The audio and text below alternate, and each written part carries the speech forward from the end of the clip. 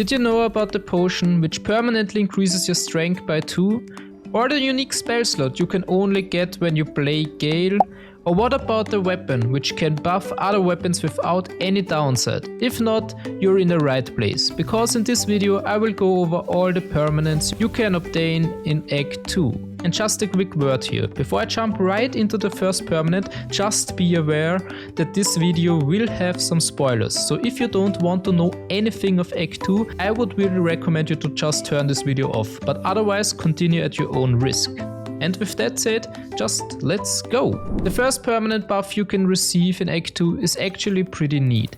It is the potion of everlasting Vigour, and it provides the character consuming it a +2 stat increase in strength. This potion is actually insanely easy and fast to get. Our first step is just to make sure that you group up with Asterion, because he is essential for receiving the potion. The next step would be to get inside of the Moonrise Tower.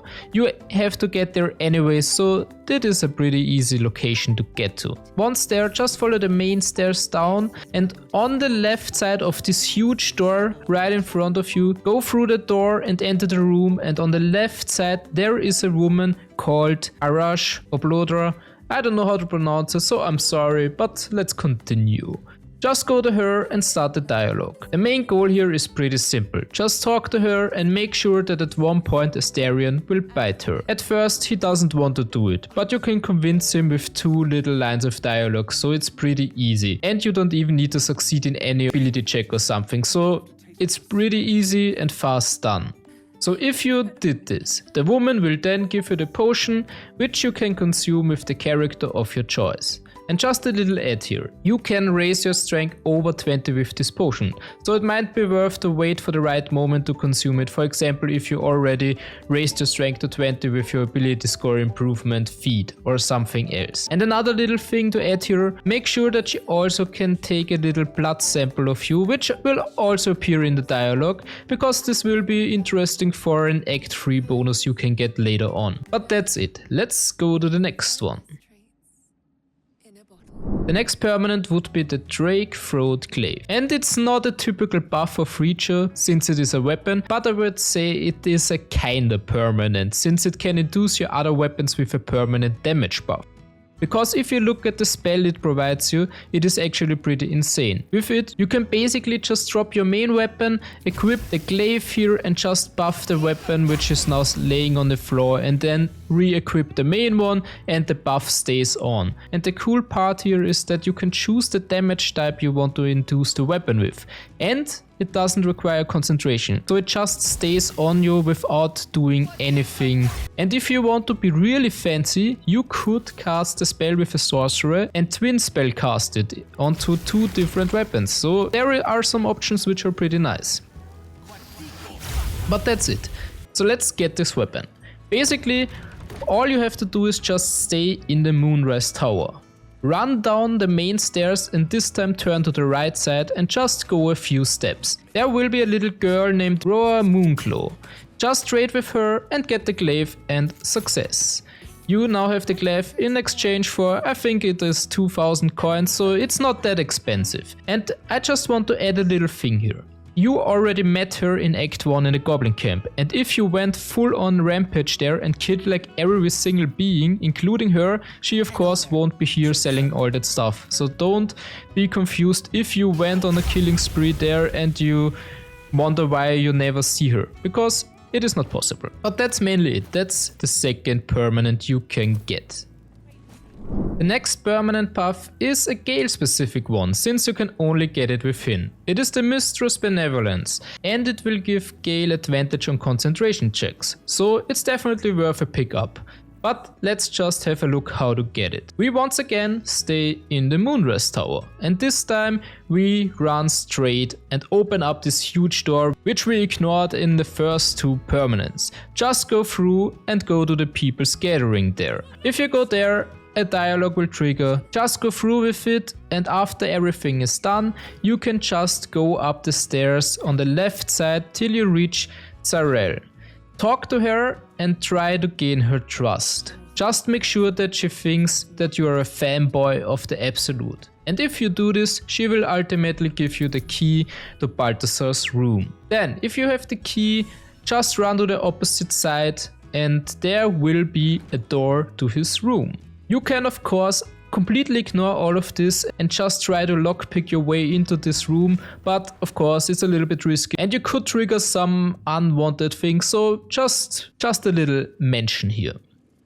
But either way, when we are in there, we have to find an entrance to a secret room. We can do this by closing up to the bookshelf on the left side of the room, and if one of your party members succeed a perception check, a few book rows will light up. And if you interact with them, some things will happen. Some of the book rows are traps and one will lock open the altar on the right side of the bookshelf, which we have to interact with. You want to pick the top right book row because this is the one which opens up the altar. After that, you just have to insert an item, which in this case would be the heart which lays on the table close to the bookshelf. Just go to it, take the heart, go back and insert it. And success! You can now enter the room behind the bookshelf and you can find a ritual circle on a desk on the right side. Now just choose Gale, interact with the circle and take the option which leads you to destroy it, and after that you will receive the permanent buff. And that's basically it.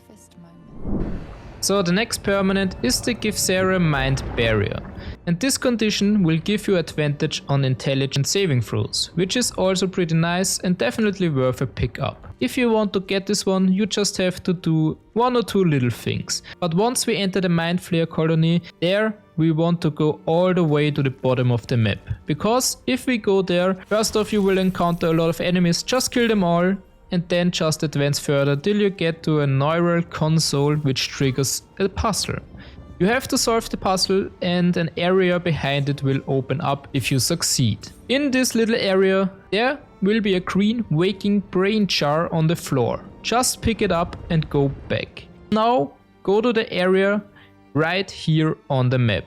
If we go there, we will see the slag-skinned head, and beside it is a Mind Archive interface. Just place the waking mind inside the interface and after that just interact with the slag-skinned head. Then all you have to do is follow the dialogue and end it with the option of purging its mind. And success! You now have the permanent bonus. But just a quick thing to mention, it only stays until you die. So if you die at some point and get revived, you will lose this buff, just for your knowledge. So the next permanent you can get is actually a spell called Arabella's Shadow Entangle. With it you can entangle undead and shadow creatures. You gain advantage on attack rolls against them and they get an overall disadvantage. I'm honest, it's not the best spell in this world, but it is what it is, so if you want to get it, just get it. But let's just go through with how to get it. The main thing I just want to say here real quick, you have to do one thing in Act 1 that you even can progress in this area right now. Because maybe you remember, when you reach the Emerald's Grove for the first time, there was a situation where a little girl named Arabella was held hostage by Kaga for attempting of stealing the idol of Sylvanas. To keep it short, you could have rescued her, and if you indeed did that, you will see her again in Act 2, which is relevant for getting the spell. If you ignored this whole thing and she died, then of course you won't be able to get the spell right now. But let's jump to our current situation, where we meet her again. Because if we are in the Shadowlands, you can find her right at the entrance to the graveyard between the House of Healing and the Mason's Guild. She will stand there in front of this huge iron door searching for her parents. Basically all you have to do is just interact with her and help her find the parents. You can find them close by right in this room right here in the map. Just go there and then once you did all that and realize the sad reality of them being gone, you have to go back into the camp and break the news to her. She will react a little hysterical at first, which is, I would say, understandable. Just accept it, do a long rest and talk to her again a little bit later on. Because this time, Withers will intervene and convince her it's not the end of the world. And once again, Withers will add that the correct path for Arabella is to leave the camp in time to make her own way in life. You can just agree with this and you complete the quest. And after you're done, you will be rewarded with the Shadow Blade Ring, which also gives you a little spell, and of course the Arabella's Shadow Entangle spell. So the last permanent I want to cover is a little bit special. It is an additional level 3 shadow spell slot, which you basically can only get when you are making a Gale playthrough. I tried to get it with Gale as a companion, but it didn't work for me. But please correct me here if I'm wrong and you managed to get it with him as a companion, because I would be really interested, because I would like to have it as him with my companion, but I didn't manage to do this. So just tell me if you have more information about this. But to show it to you, I created a Gale playthrough character and went on my journey till the Shadowlands. There you have to basically just to do one little thing. You have to kill any of the following 3 forms: Garangor form, Malus form or Fizzobald form. And if you manage to kill any of those, a cutscene will trigger, which ultimately provides you with 2 options. Either to consume the Shadow Weave or cleanse the corpse.